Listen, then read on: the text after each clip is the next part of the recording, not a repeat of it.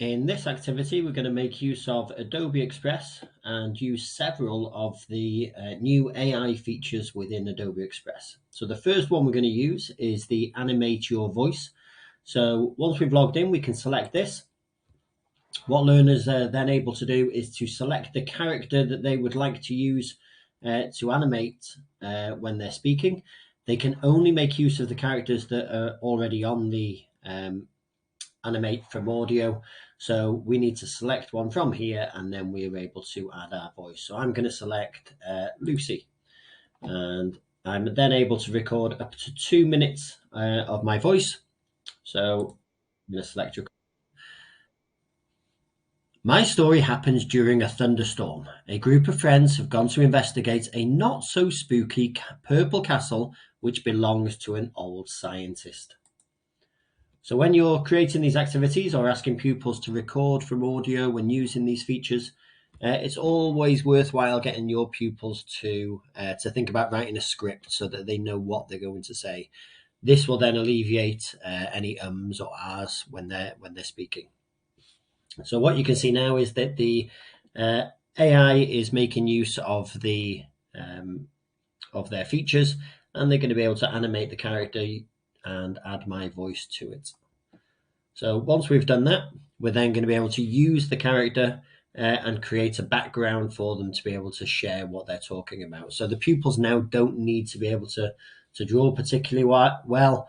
They're going to be able to use some of the other features in Adobe to create their work. So we can just test it now.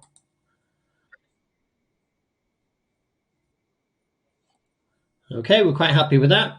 We're then going to open in Editor, and then we'll see that we've got our screen size. We can resize it. So I'm going to make a video. So I'm going to resize my screen so that it's a little bit bigger. I can always, if I want to, change the size of my character so that so they're fitting on the screen more appropriately. And then I'm also going to use the text to image feature. So what I want to do now is to add some media, and I've got my text to image. So based on what I've been speaking about in my story, I'm going to select a picture that's going to be landscape.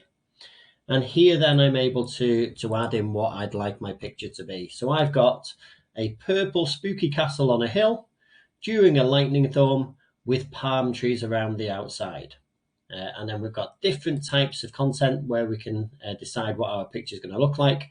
So I want mine to look like a photograph. And then at the bottom, I can select generate. And then what Adobe is doing is it's using all its pictures that it's got stored to generate an image for me. So I've got my purple castle during a thunderstorm, and it's got palm trees around it. Now this is where learners are able to make use of the AI, and they're always able to go back and adapt this and make sure that it suits what it is that they want to talk about. So I'm just going to make sure that my background will cover my whole picture. So there's my picture, and what you can see is I've now lost my video. So at the side here, what I can do is to reorder my work, and then I can just select then, and I can press play at the bottom.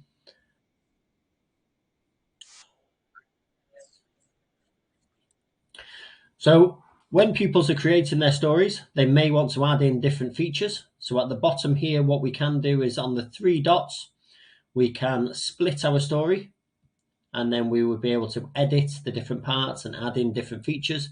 I may want to change the background. I may want to add in different clips of people talking or different characters.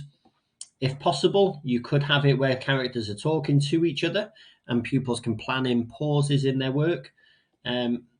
But then they're only limited by their imagination then. What they can then do is to download their image or select share, and what they'd be able to do is to, once they've generated the link, they can add that back into their Google Classroom or their Microsoft Teams.